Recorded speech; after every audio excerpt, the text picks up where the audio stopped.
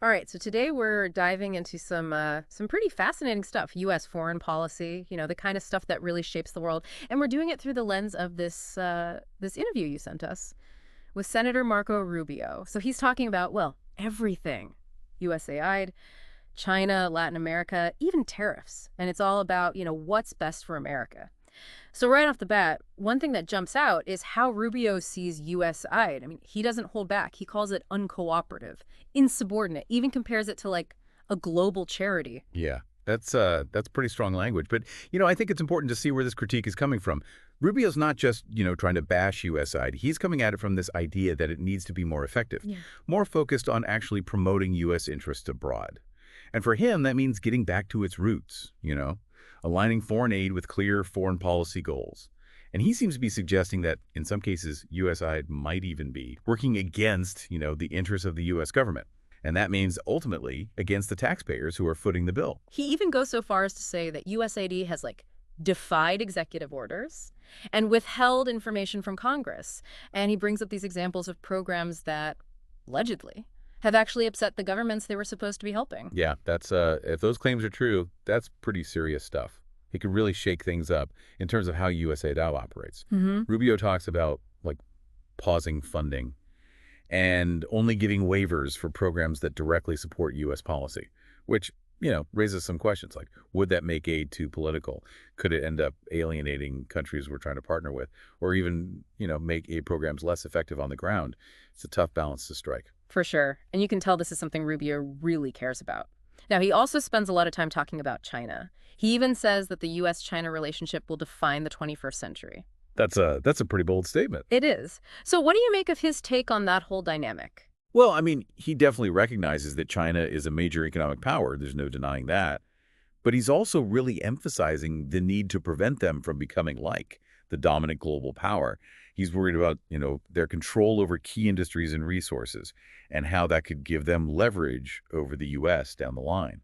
He talks about needing fairness and equality in trade, and that the U.S. has to be strong and independent, not reliant on China. So it's not about like cutting off ties completely. It's more about making sure things are, well, fair. Right, exactly. He uses this term, strategic decoupling. Basically means strategically reducing our reliance on China, especially in, critical areas like technology, manufacturing, supply chains. So diversifying where we get things from, investing in our own industries here at home, building stronger partnerships with other countries. Yeah, that makes sense. But wouldn't that also be kind of risky? I mean, China's a huge trading partner for the U.S. Could decoupling lead to like economic problems or even make tensions between the two countries worse? Yeah, that's definitely a possibility. It's a really complex issue, this whole strategic decoupling thing. There's a lot to consider, like what would be the economic impact? What would it mean for, our relationships with other countries? It raises some big questions about, how the U.S. can maintain its leadership in the world while also reducing its dependence on a major power like China. It's definitely a tricky situation. Now, Rubio's concerns about China's influence, they go beyond just trade and economics. He also talks a lot about Latin America, which, has always been a really important region for the U.S. Right, and he actually just visited Panama and El Salvador. And it seems like those trips really kind of solidified his concerns about China's growing presence there. Yeah, he even talks about seeing a Hong Kong vessel at the Panama Canal and how Chinese-linked companies now control some key entry points there. Right, and he suggests that this might even be a violation of treaties and calls for, stronger measures to protect U.S. interests in the canal. Which makes sense. I mean, the Panama Canal is such a crucial waterway for global trade. Exactly, it's a major choke point. And Rubio definitely sees Chinese involvement there as, well, as a potential threat. It fits into his bigger narrative about, the need to counter Chinese influence around the world. And then there's his trip to El Salvador, which brings in another piece of this whole geopolitical puzzle. Right. He talks a lot about President Bukele there hmm and how he's been really successful in cracking down on gangs like MS-13, which has led to, a big drop in crime. But he also points out that the Biden administration has been pretty critical of Bukele's methods. Yeah, they've raised concerns about, human rights and the rule of law. But Rubio seems to be taking a different approach, focusing more on Bukele's willingness to cooperate with the U.S., like on things like, accepting deportees. Yeah, even those who are members of MS-13. So we're seeing Rubio kind of navigating these really complex issues, trying to balance, different interests and priorities. Right, and it seems like he's putting a lot of emphasis on security cooperation and tackling these transnational criminal organizations like MS-13. It's this theme we see throughout the interview. The U.S. needs to be pragmatic and prioritize its own interests, even if that means working with leaders who, might be controversial. It definitely makes you think about the trade-offs involved in foreign policy, security versus human rights, cooperation versus condemnation. There's no easy answers. Absolutely not. And that's what makes this, this deep dive so interesting. We're starting to see how Rubio sees the world and the challenges facing the U.S. He's not afraid to take a strong stance, even if it means, ruffling some feathers along the way. And he's got a lot more to say, but I think we need to take a quick break, and then we'll come back and dive into, well, even more of his insights. Yeah, sounds good.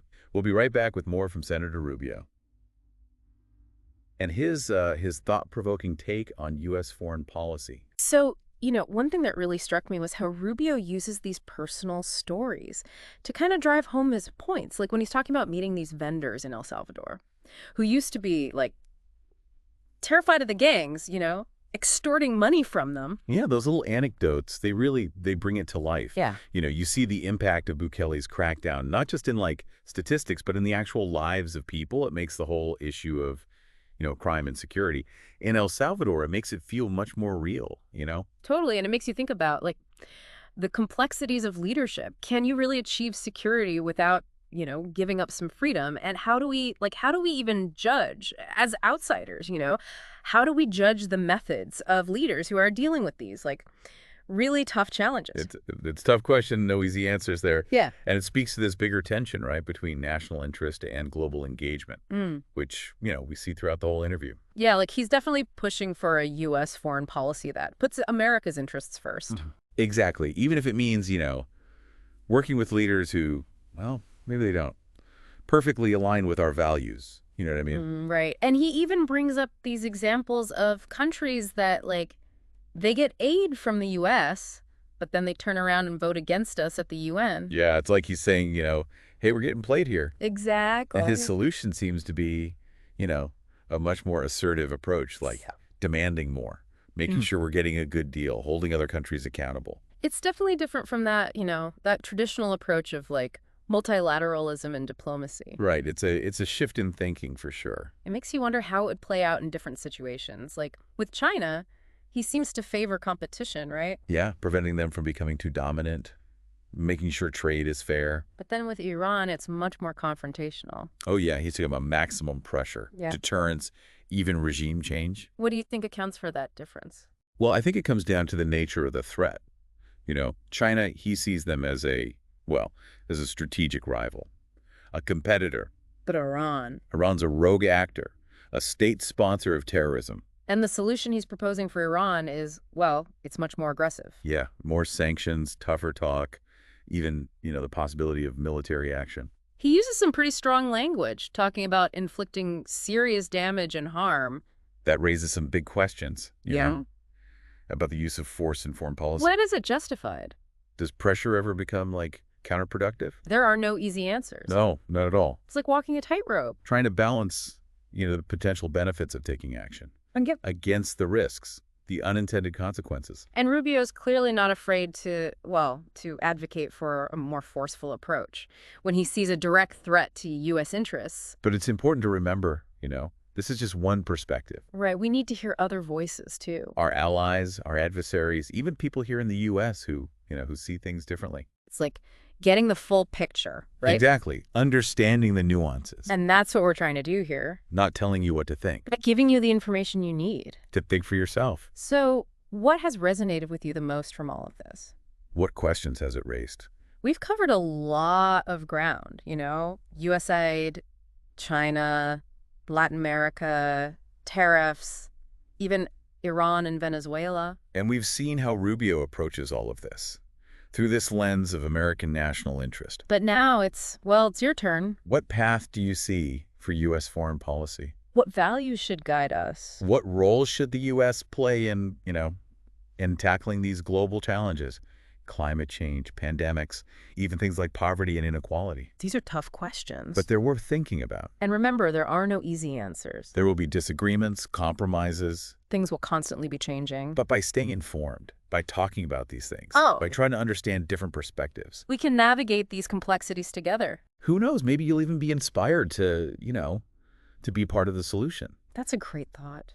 It reminds us that foreign policy isn't just something that, you know, happens over there. It's about the choices we make, The actions we take. the impact we have on the world, And it all starts with understanding, asking questions. being willing to dive deep. So keep exploring, keep learning. Your voice matters.